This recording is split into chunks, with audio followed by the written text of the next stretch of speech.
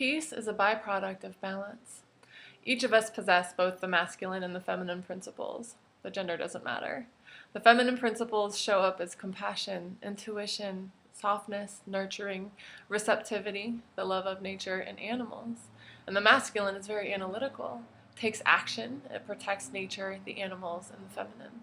A balanced human requires both. A balanced world requires both. Our world is very out of balance, having been dominated by the fear-based greed and control, i.e., the fear-based masculine principles, for centuries. And the fear-based feminine has stayed small, allowing this assault. All of the global challenges we face are a symptom of this imbalance, especially our climate. What's missing are the feminine principles. For centuries, we've seen that women have been suppressed by the fear-based masculine, but also the traits have been, in everyone, and in the design of our world. These principles have been considered weak and a hindrance to progress by the fear-based masculine, but are in fact the strongest forces on earth and necessary for all beings to thrive. Not one of us would survive infanthood without receiving these things. They're actions of love. They're far-reaching, eternally healing, and life-giving. Our planet, Mother Earth, has supplied us with all of our needs and desires, but our greed is destroying her. Fear is destroying her and all life. Facing our global challenges, fear asks, what can we do to avoid extinction?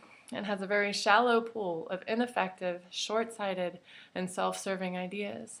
Where love asks, how can we live in harmony with all life, sharing Earth while supporting her, which has access to the most creative ideas based on sustainability, trust, and inclusion, rippling into all life, for all life. It's balance. One of the most egregious industries born out of this earth-dominating fear is animal agriculture. In the U.S. alone, 9 billion land animals are crammed into facilities for fattening before an assembly line, cost-cutting, and incompetent slaughter.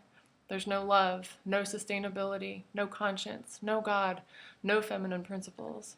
There can't be. It's cost-driven, and these beings, given that we're invested in their dead bodies, aren't afforded a sweeter process. And why should they be? These conditions their artificially shortened lives are subjected to are very stressful, painful, and cruel. We already know that animals are intelligent. They, too, experience fear and joy, and they grieve, just as a dairy cow grieves when her calf is taken away so humans can consume her milk. She didn't ask for this. We got her pregnant so we could use her body as a factory. Zero consent or consideration for how she and her young are impacted. As a result of the horrific conditions these food animals exist in, toxic hormones and the energy of neglect and abuse are in the byproducts of their unhealthy and unloved bodies. How can a population of humans embody peace when this is what they're consuming? You can't. Also noteworthy is that the inconsistency of how we regard animals. We invest countless hours watching cute or funny animal videos every year, playing with our companion animals at home, gifting our children toy animals. There's no denying an innate, heart-motivated connection with animals. The only way to support animal agriculture is to wall off this flow of love toward some animals that, only by cultural programming, we've dubbed are less worthy. We see this segregation in human history with racism, sexism, classism, assigning an arbitrary value to one based on the body they were born into.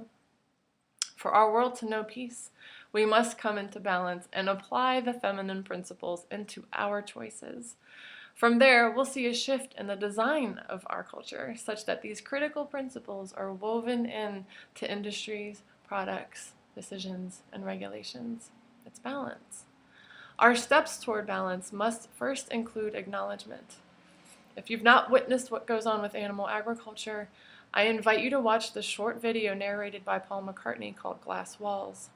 And if what you witness causes you to want to close your eyes or look away, I invite you to ask why.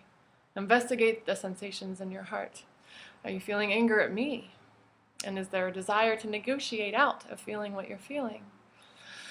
If we aren't able to watch what we're supporting, maybe we shouldn't be supporting it.